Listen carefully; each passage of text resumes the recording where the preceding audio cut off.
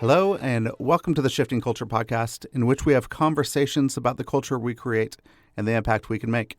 I'm your host, Joshua Johnson. Go to shiftingculturepodcast.com to interact or donate. If you're enjoying this podcast, please share it with your network and go to the podcast app and leave a rating or review. This will help us reach new people with this show. Previous guests on the show have included Michael Beck, Brian Sanders, and Lisa Rodriguez-Watson. But today's guest is Rowland Smith. Rowland is National Director for Forge America Missional Training Network. He is also on staff at Pulpit Rock Church in Colorado Springs, where he directs missional discipleship and helps oversee the Pando Collective, which is a micro-church network launched and supported by their church community. We have a great conversation around missional living, contextualizing the gospel, micro-church, and the future of the church. Enjoy the conversation. Rowland, welcome. Thanks for coming on the podcast. I really appreciate it. Yeah, man, it is so good to be with you. Excited about it. Yeah, it's really good. I'm excited to dive in a little bit about where the church is headed, how we could really impact the culture around us. But I'd love to hear your story of what does it actually look like for you as a follower of Jesus. How does Jesus inform your life? And what was your story starting to follow him? Yeah, and try to do that in an elevator pitch, right? Yeah. Yeah, we have some time. Yeah. Well, so kind of the quick story. I didn't grow up in the church. I grew up in a family that we went occasionally on an Easter or Christmas, but I don't remember church except for my grandmother. If I stayed with her, would go on weekends. But then I found Christ after being on a stint on the road with bands and stuff. Came off of that in a real turmoil in my life, and that's where Jesus found me. Actually, a friend that was in a local band, shared the gospel with me and just talked about Jesus, and just prayed that prayer on my own by myself. And you find yourself in what is now, was a liminal kind of threshold moment in my life, and God found me. And that started a kind of a long, slow discipleship process.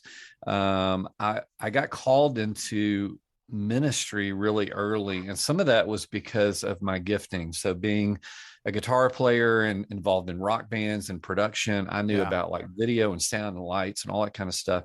And this is right when the Passion movement was, coming on the scene, and, Chris Tomlin and Matt Redman were young guys then.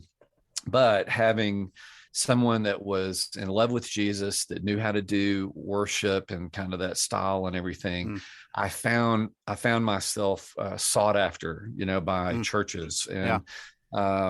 And so God used that as a lever point, and I'm really thankful for it. A lot of doors kind of opened, and I learned my way into faith and pastoring and all of that. It felt like a fast track into that.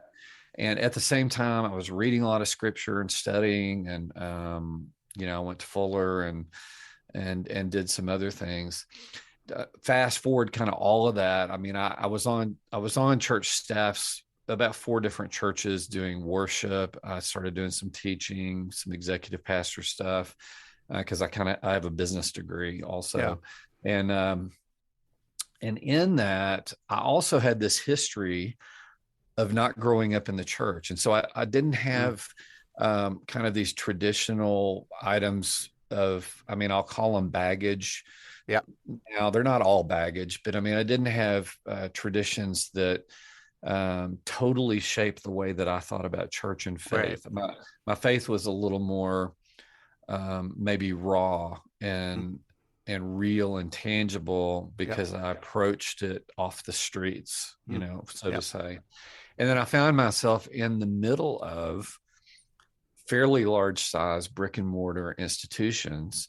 And I always had, there was always kind of a Jekyll Hyde persona with me, because in the church, I felt like I needed to kind of look and act a certain way. I needed to sing Lord, I'll lift your name on high and whatever the new songs were of the time.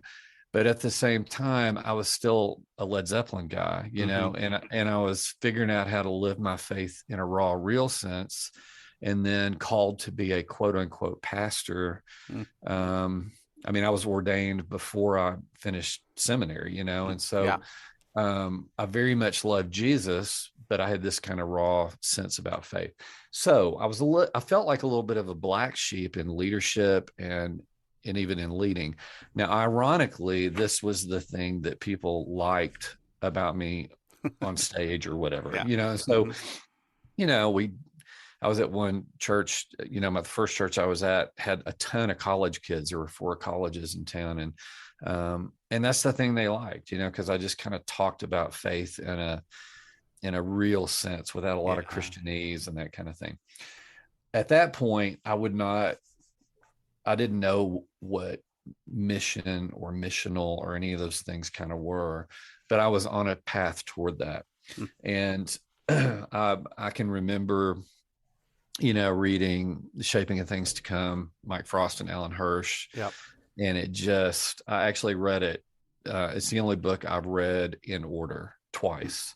So I read it, finished it, and I started it again. Wow. And, you know, I'm not saying that it would do that to everyone else, but for me, it opened up the kingdom of God in this whole different way of looking at faith and church and everything else.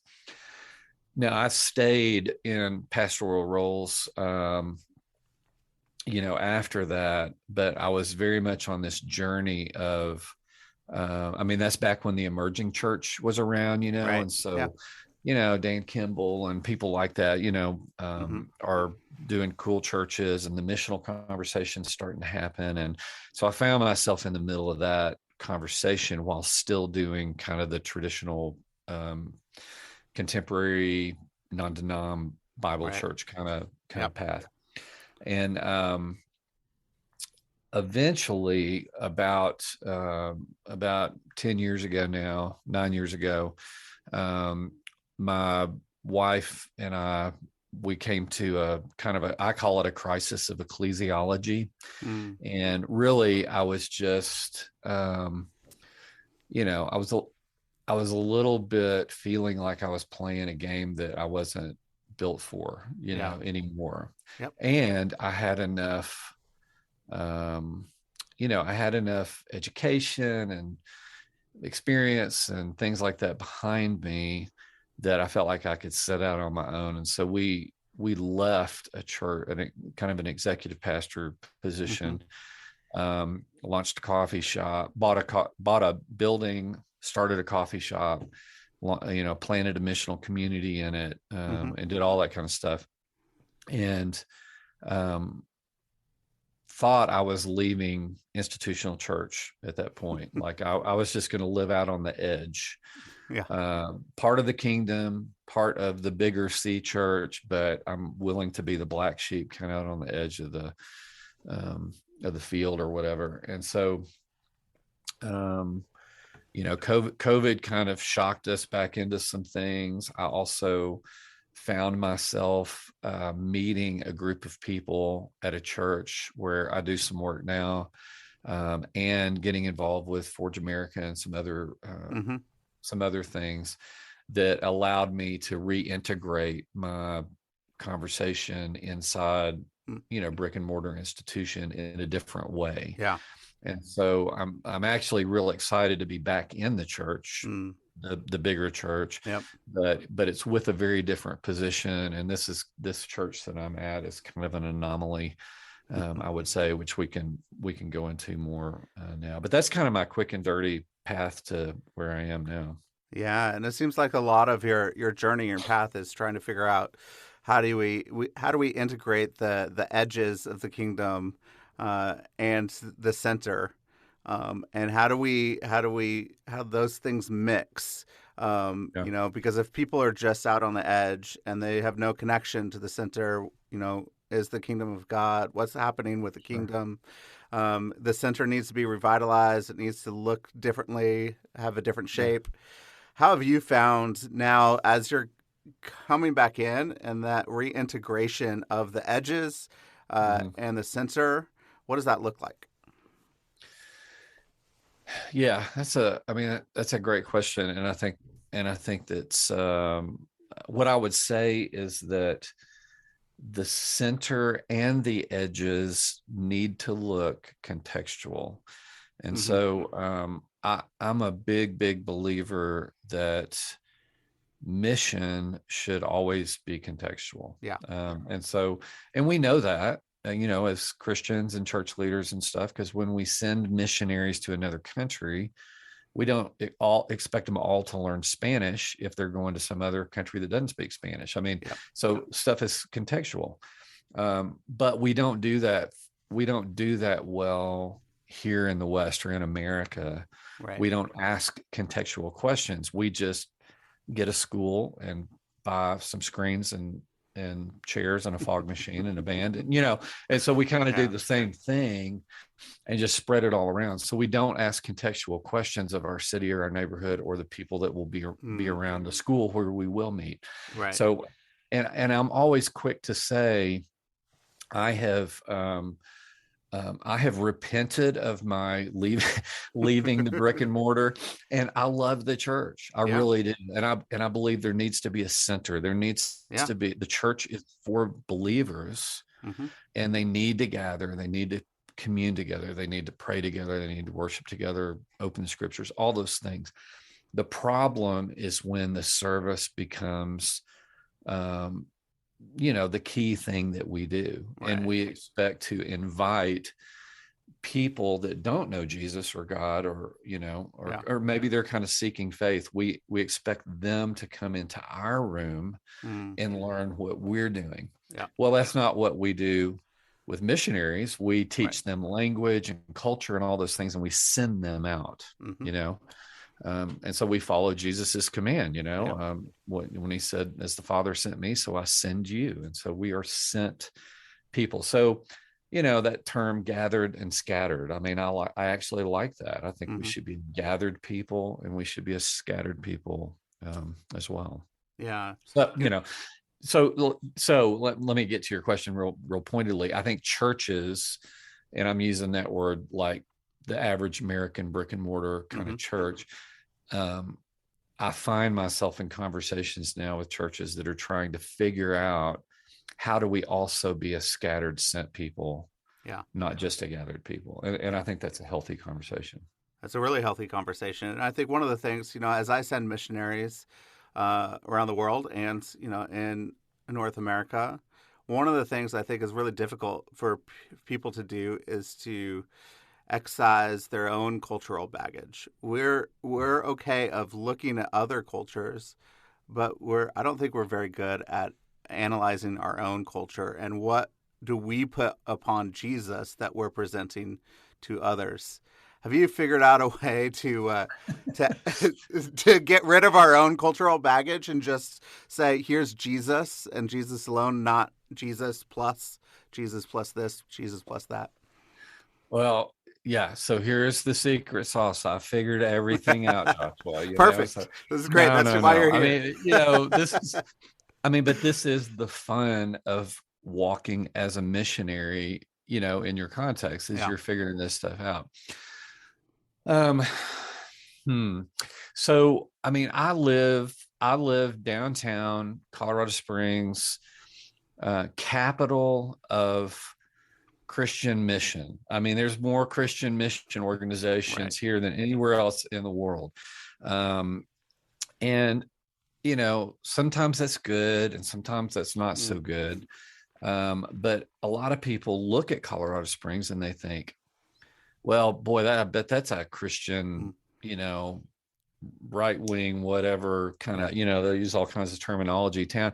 And the truth is, it's not. It's actually less churched than Boulder, which is kind of considered a weird, weird town in Colorado.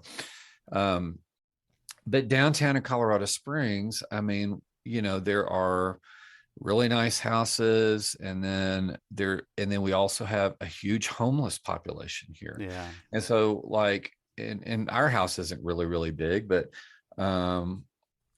we live on a street that's kind of nice and it's downtown and it's an old 1900s houses.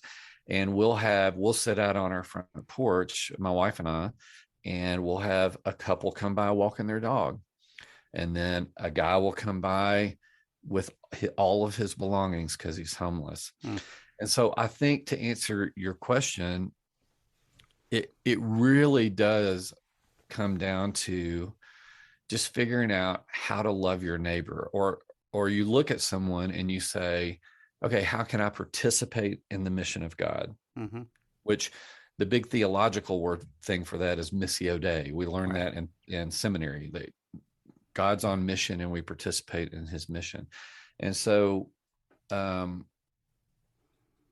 culture, our own cultural baggage, I think sometimes requires that we engage our neighbor no matter who they are, no matter what circumstance they're in. And we're willing to not just drive down the street to our church or drive down the street to our church's outreach, but we're willing to walk across the street to the house across the street or the house next door. Because a lot of times we don't know the people that are even just right around us, And so I don't know, to deconstruct my cultural baggage, I find it helpful to engage the homeless or engage my other neighbors and kind of engage them in the place they are in life. And then just see, how can I display or bring a taste of the kingdom to that? So I don't know if that's a good answer, but. Well, I think that's helpful to actually get other people's perspectives. So it's, there are perspectives exercises of asking people questions, where they're coming from, who they are. It helps broaden our view of the world and realize that, I actually do just own a small slice. My culture is very limited compared to everywhere else. And it's the same thing with, what travel does. You're entering into other spaces, and you're encountering other cultures. That's, I think, one of the things that helps us start to figure out, I'm looking at my own culture. It is definitely different. What is actually the core pieces of Jesus and the kingdom, and what is the other stuff that I bring? Yeah. And I'm always a big proponent of, getting rid of looking at other people as an agenda. Which is hard for us. And I do understand and very much believe that we want to announce the kingdom in the way that Jesus did. We want to share the gospel, all those kinds of things. But we are so quick to get people to pray some kind of prayer or, do some kind of exercise that we can check them off the list as in, and we forget that even if those people never accepted Jesus, I mean, that wouldn't be my hope. How else would we live as Jesus people? And so can you be involved with the LGBT community in your neighborhood in some way, or in conversation, or with your gay neighbors or whatever, without feeling like, okay, that's my agenda? Because I would just live a life of love anyway, because I follow Jesus, and I think more often than not, when you just live the way that you're supposed to live, just live like Jesus lived, you'll often find people asking, or when they have a winsome posture toward faith, and then you do get to talk about, the gospel. That reminds me of, the early church, when they're in the Roman Empire, they definitely greeted one another with a kiss of peace, right? A holy kiss. And this is really the first time when the poor and the rich, the slave and the free, everybody was now one body. And so out on the streets, your brothers or sisters, you're going to greet them with a kiss. It was very revolutionary, because we're loving people where they're at, who they are, saying we're together in this. And I think that should correlate to us as we're continuing to love our neighbor well, and say, Oh, I'm with you in this. That it's not, I'm not trying to say, whatever, there's no agenda. It's just, I love you. And we need to be, I think, countercultural in the way that Mhm. we love each other, no matter where we're at, no matter what background or cultural background we have. Sure. We need to Sure. love well. Um, Yeah. Practically, how do we do that? Yeah. Well, I mean, I think about one kind of, I'm using air quotes, missional strategy is that you kind of move into an area, or if we were going to, let's say we were going to move to a foreign country or whatever, and we say you look for that person of peace. Mm-hmm. We use that language in church, Yep. mission all the time. Find the person of peace and kind of connect with them, and from that, you kind of seek some flourishing out of that.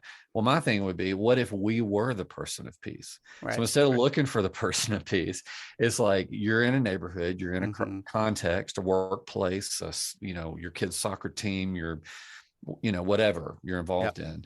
And what if you saw yourself as the person of peace? Mm-hmm. And so what can you do to bring flourishing? Yeah. I think of yeah, some friends of mine. They actually live around the corner from us, and ironically, it's on Corona Street. but they, but what they started right before Corona hit, COVID-19, actually helped during the whole pandemic. And so they started a thing called Pancakes on the Porch. Mm. And they simply got a pancake griddle and all this stuff. And they Yeah. invited the neighbors on their street to come to their front yard and just cook pancakes. And we've got a whole video of pancakes on the porch in a couple of places. But they curated it. They were such a good person of peace Yep. on their street that Lydia talks about how their conversations changed from, "Hey, how are your kids doing?" Yeah. or those kind of things, to, "Man, we're really going through marriage struggles," or whatever. Yeah. So can we all come over to the house and let's talk about it and have dessert. Yeah. And now they are really pastors of a bunch of people that live in proximity Mm-hmm. to each other. Yeah. And so that took intentionality, and it took asking the question, what does this street need, and what risk am I willing to take Yeah. to kind of help that flourishing happen? Yeah. Yeah. And that is risky. In a place now. I think the conversation is changing, and COVID has really accelerated the change of what are we really willing to risk. Mm-hmm. Are we willing to risk new forms, new ecclesiology? Are we willing to risk a different type of incarnation? What does it look like? How have you found a way for churches and people to actually get into this liminal space, this risky business of the kingdom? Yeah. Yeah.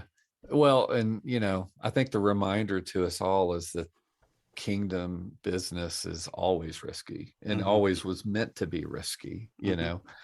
Um, so as a kind of missiologist, ecclesiologist, I mean, I really do see that the church in America, we're talking about, or the West, primarily exists as an attractional model of an institution. And that's what we've done for the past few decades. The church growth movement was built around that.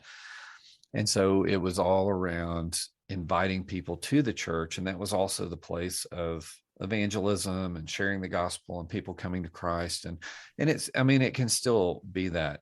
But we're kind of fooling ourselves if we don't see that the culture has shifted. And Yep.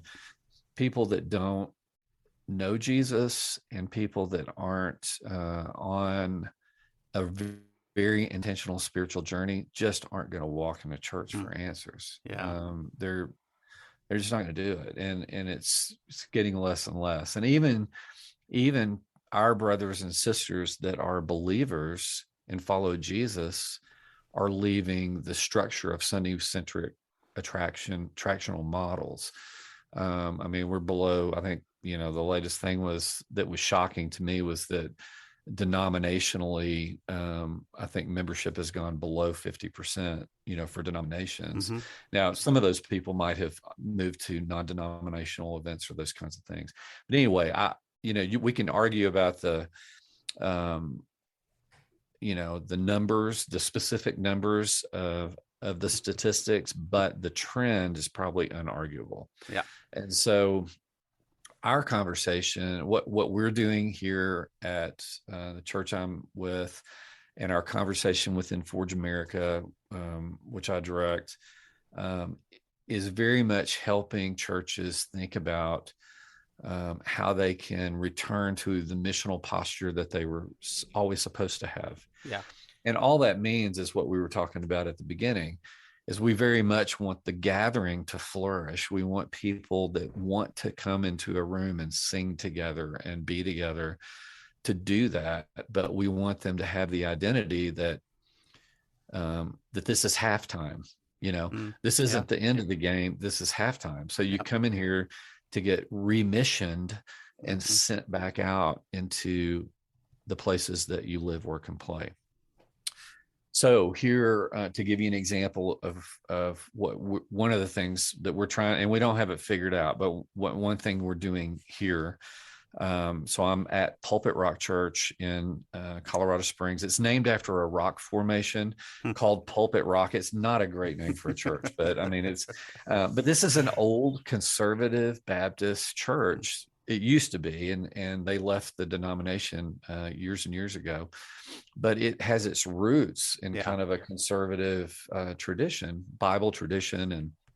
And now we're more kind of non-denominational in posture, but we're very missional in posture. And so when I met the team here, they were already doing lots of kind of what might be termed social justice missions work with sex trafficking and refugees and, things like that. And they had their hands dirty in it, not just giving money to it, but just, staff even going undercover to rescue girls from the sex trade in Thailand and that kind of stuff. Yeah. So kind of a Green Beret church, I tell some people. And so one of the things we recently did, we started asking the things that we're doing around the world, how can we be missional in the city that we're in? Yeah. And pay attention to our own context and culture. And so we launched a micro church network out of a brick and mortar church. And a lot of times these kinds of networks are started by these kind of kingdom entrepreneurs, these kind of weird apostolics, and they're kind of church planner types, but they go and start like a house church network or something like that. We took some of the model from Tampa Underground, some of the language, and from a couple of other places. And so we have a network that is intentionally trying to disperse our church across the city rather than invite people to our service. Yeah. And so within that network, our first conversation is not, well, Pulpit Rock Church is over here on Austin Bluffs Boulevard, and this is when we meet on Sunday. It's very much, how do we help incubate and start your house church, your missional business, your parachurch, and maybe it's something that's already existing and it's not even part of our church, but we still network it into this network. And so we've changed our metrics to being kingdom expansion. I mean, that's what we talk about. And we're hoping that this network also provides a place as we disciple people into their own sentness or their missional identity. Yeah. And this gives them a place to go and start a pancakes on the porch or a house church or a whatever. And so that's one way that we're doing it, to try to shift our posture from Sunday morning to out into our context. Yeah, I love that. and you're helping people be sent ones, Mm-hmm. into that place. That's really, really good. As you've curated and edited the Red Skies that's coming out, the conversations about the future of the church, what are some of the things that you have learned? Where are we headed? What's next? What are some of the things that you learned in the middle of that? Well, first I learned that it was way too big a project to take on. um, I mean, it was funny because when I had the idea for the book, it was an idea that I was just going to write it. Yeah. And I took it to 100 Movements Publishing and to Anna Robinson, and and she loved the idea and stuff. But as I looked at, like, okay, what are the topics that we want to talk about? Well, race. How does the church deal with racial division over the next 20 years? Okay, eco theology. Okay, sexuality. And you start listing these topics. It's like, oh my gosh, this is going to be the most arrogant thing I've ever written in my life. Like, here's the answers to the church's problem, And so it was actually Brian Sanders that said, hey, a lot of people, why don't you ask a bunch of friends to be contributors? And so I thought, oh, that's a great idea. That'll be much easier. But the problem is, when you get the list of voices like we got for Red Skies, it's worse than herding cats, like trying to get deadlines and, editing and all this kind of stuff. But they were fantastic. This book, and I'm not patting myself on the back. I'm patting all these other authors on the back. I mean, Alan Hirsch, Leonard Sweet, Brian Sanders, Greg Coles, Ania Kwabi, Deb Hirsch, Michael Frost, Lisa Rodriguez Watson, Mark DeMoss.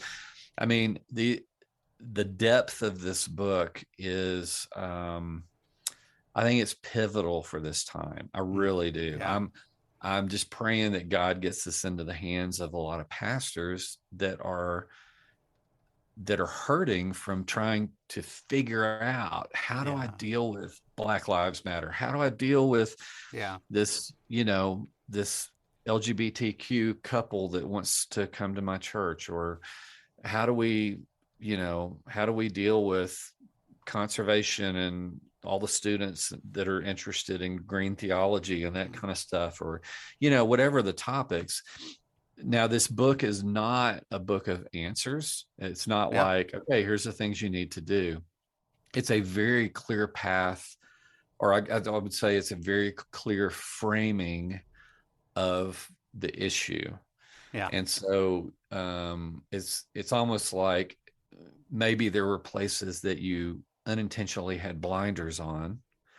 And so, like on race, I mean, we want to be pretty aware of that conversation. But when you talk to Ania or you read her chapter, there's some places where the blinders come off a little bit and you go, oh, I didn't really realize that, or I haven't been intentional enough in that conversation. So being aware is not the same as being intentional. There's an example of one thing that I learned,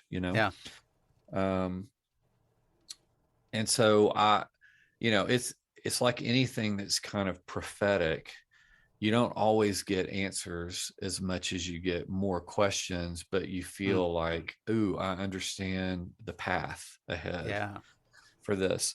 Now, one of the things that we're trying to do with this, because we understand it's not like a strategy book or a book of answers, is we actually launched a website and a podcast, and we're going to do some webinars and things like that.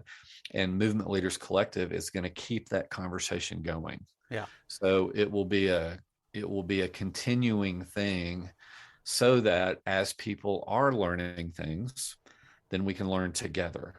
So there's someone out there that's going to read this and they're going to figure out something, and we all as church leaders need to hear that. We need to know that. So we're going to try to curate some of that co-learning together. Yeah, and that co-learning is really important. I heard someone say that everybody gets a word, and God makes a sentence. That's great. So as we're each bringing our learning together, as we come together, God can make a sentence and actually give us a clearer path together than we can't alone. It's Yeah, really I'm big. writing that down, dude. I'm stealing that. I stole it, so you can steal it. Okay, all It's right. open source, It's open source now. Yeah, Yeah. the copyright is free. You're free to copy. So as we do that, so what is that? Have you seen things like that in this prophetic space that where you've actually seen God making a sentence is where having these little words, we're seeing a bit of the picture, and what does it look like to get a bigger picture together? Yeah, I mean, I think that's something I'm learning as a leader. Being a Enneagram 7, um, apostolic prophetic on APES tests, Yeah. if your listeners know what that is. I'm one of these guys that's just like, I love to blaze a trail and I feel like I've got the answer and how to do it. And let's just go do it. And so my own thing that I've had to learn, and I'm trying to do better at, is being a collective listener to conversations and things like that. So, one interesting place that has happened for me and my wife recently, we're all hearing the new buzzword of deconstruction, and that's kind of, what is deconstruction and how do we deal with it and all these kinds of things. And I met through various ways, several like 20 and 30 somethings. And a lot of them have PTSD from the church or faith or, something in their story. And so they're throwing around this word deconstruction. So we started a deconstruction group Monday nights at our house. And, I walked into that obviously with my own opinion of, well, this is what deconstruction is. This is what it isn't. This is how you can reconstruct faith. Right. I have all these answers as in the way that I'm wired. But it's been great to just sit in the room and listen to, a gal that's 29 that's divorced and is trying to figure out, well, who is God and who is Jesus to me? And I still believe in this big God, but I'm not sure what I believe about, hell or all these different topics. And so I'm actually learning what deconstruction is by listening to all these different voices. And so in that conversation, I've found out there's no one definition of deconstruction, which we could probably guess. So that's just an example, but I think sitting at a table with people that are different than us, and actually listening, is the best way to shape that path, that path forward. And the quicker we can get there, the smarter we'll become. So, I don't know how many times I've mentioned eating together on this podcast, but it comes up quite a bit because it's really what Jesus commands us to do is eat, and eat what is set before you. When you're thinking about the person of peace conversation, and are we a person of peace? In Luke 10, the first thing that Jesus says, eat what is set before you. And he says it twice, 2 times in a row. And I think it's important because we actually have to get to know people. We have to sit across from people. And that's really the only place traditionally where we've had a place of space to have an interaction in such a way of, I'm hearing you, you're hearing me over a meal. And that's where we need that place. If we could get people to eat together, I think the world would look vastly different.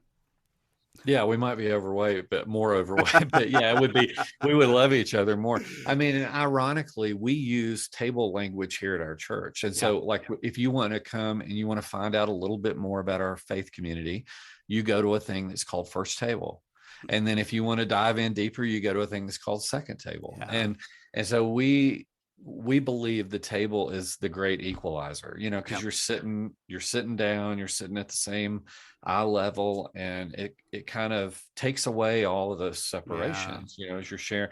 I mean, that's why we started a coffee shop, as our missional impulse Yeah. when we left the church was because it's coffee tables, and we're curating a place where people, equally sit and Yep.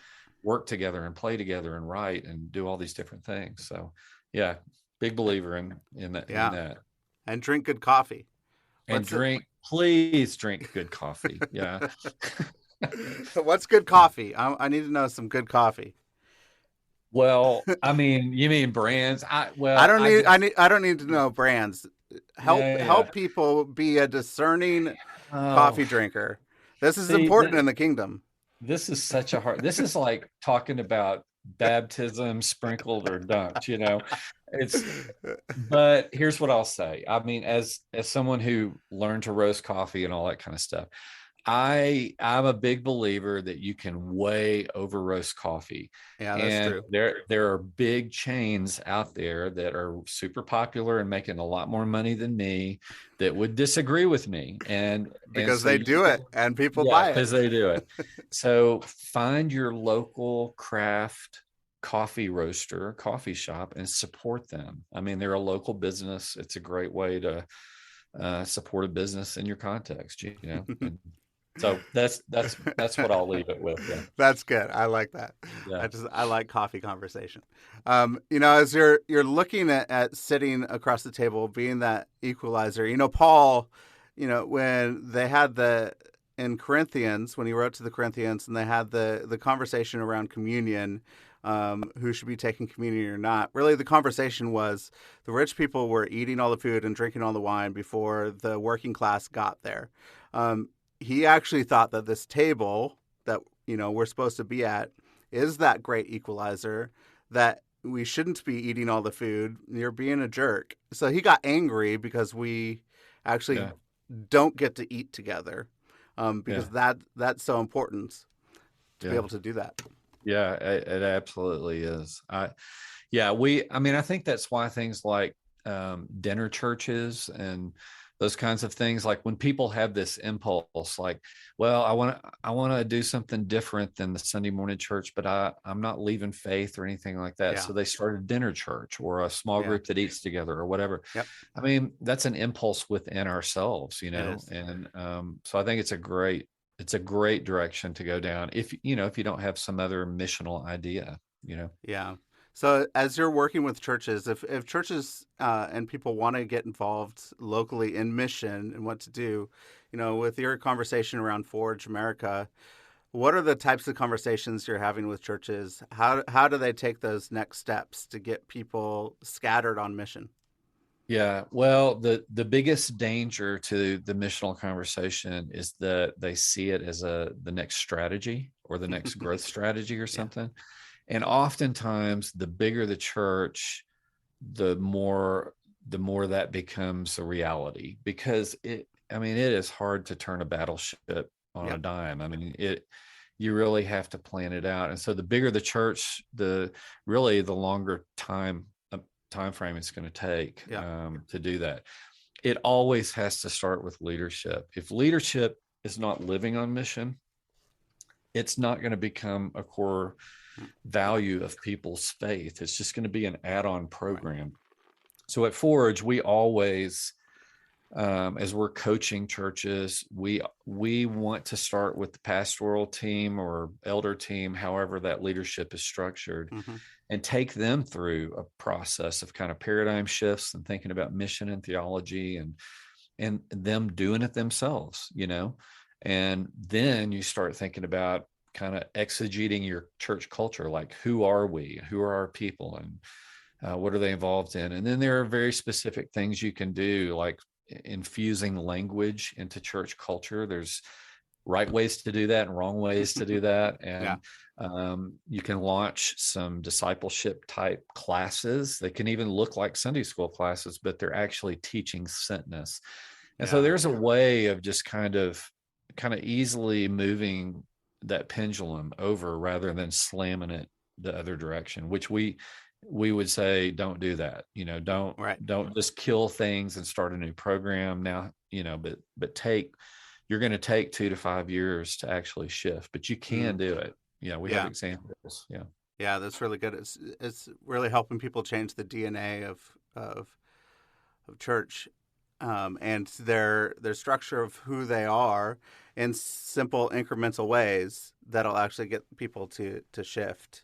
Yeah. Um, And this is what I love to tell pastors, like the lead pastors and stuff, that I might get to sit with, and the elders, is like, you'll find out this is what you got into ministry for. I mean, you'll return to this love of why you got into ministry, yeah, because oftentimes they planted a church with great dreams of reaching the community with the gospel and baptizing people and yeah, bringing wholeness and beauty and all those kinds of things. And what they are left with 5 to 10 years later is an organization that is run like a business, and they weren't built to, be a CEO. yeah, So this shift back into mission and sending your people out into the city will actually return you to the thing that you loved the most and why you got into ministry. And so it's great to see pastors that just, they just light up yeah. because of the stories of their people reaching their neighborhood or their Mm. workplace or whatever. So Yeah. A lot of what you've been talking about this whole time is around kingdom flourishing, of how do mhm. we see, kingdom flourishing in our neighborhoods, in our places, the places where we are. And, it's just a beautiful thing to walk out, uh, advancing the kingdom and seeing flourishing happen in our neighborhoods and asking those questions in these spaces where our culture is shifting. Places need this flourishing where they feel like there is a lack, even in the deconstruction conversation. How is their kingdom flourishing in a conversation around, hey, I'm not certain anymore. I'm trying to embrace this mystery of what it actually is. All Right. these conversations are, I think, around kingdom flourishing, which is really good. Yeah, and this is I see this time as the great opportunity Mm-hmm. for a reemergence of mission and kingdom presence. So I know pastors are hurting. I know people aren't coming back. I know some churches are having financial issues because of COVID and all these things, and my heart just aches for them. Yeah. My I don't have an answer, a quick, dirty answer, like how do you get back to the way things were? Because I really don't think that's where we need to go. But Right. this is the greatest opportunity to take those people that are deconstructing, take those people that aren't coming back, and say, if you still love Jesus, let us help you. Uh, let us help you show you that you're a sent person and that you Mm-hmm. can bring flourishing to the people you live and work and play with, that Yeah. are around you. Yeah. Yeah, that's great. A couple questions here at the end, Roland. If you could go back to your 21-year-old self, what advice would you give?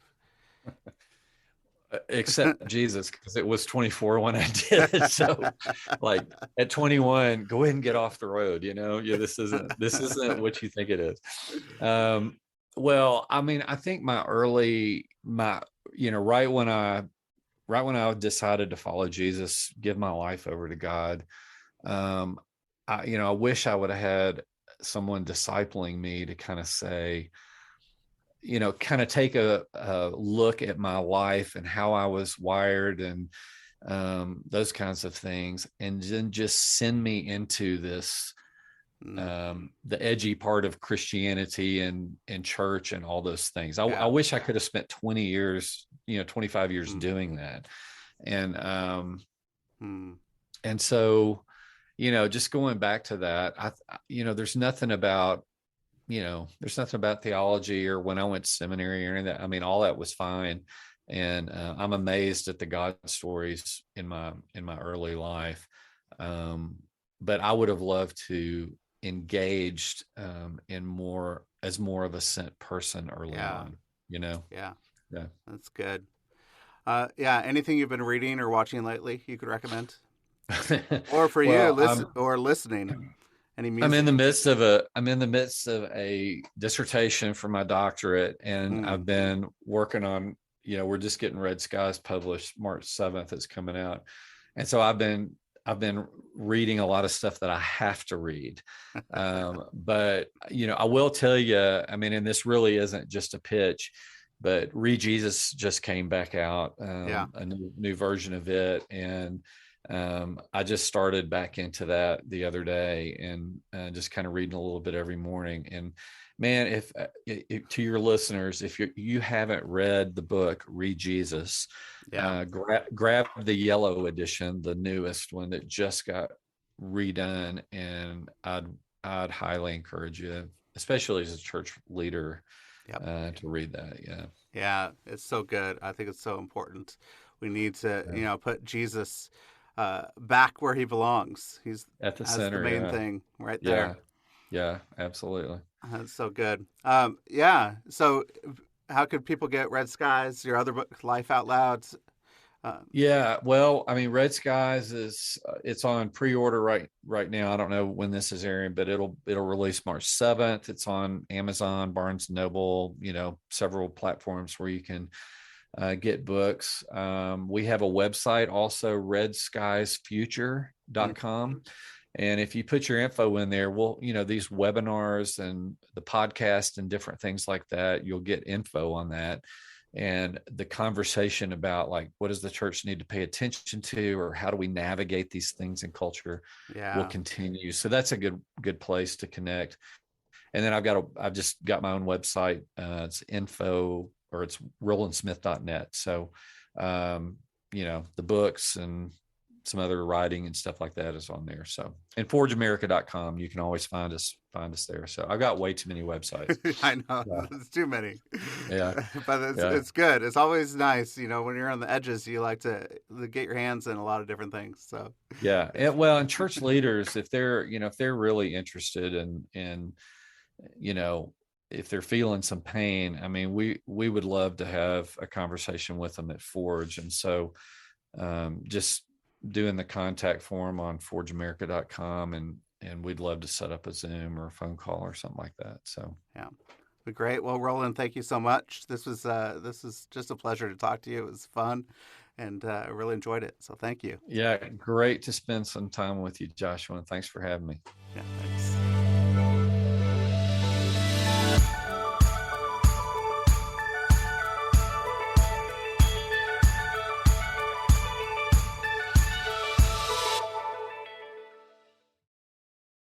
Thank you for listening to the show today. If you're really enjoying the show, please don't forget to hit the follow button on your favorite podcast app. You could do it right now. Just hit that little plus.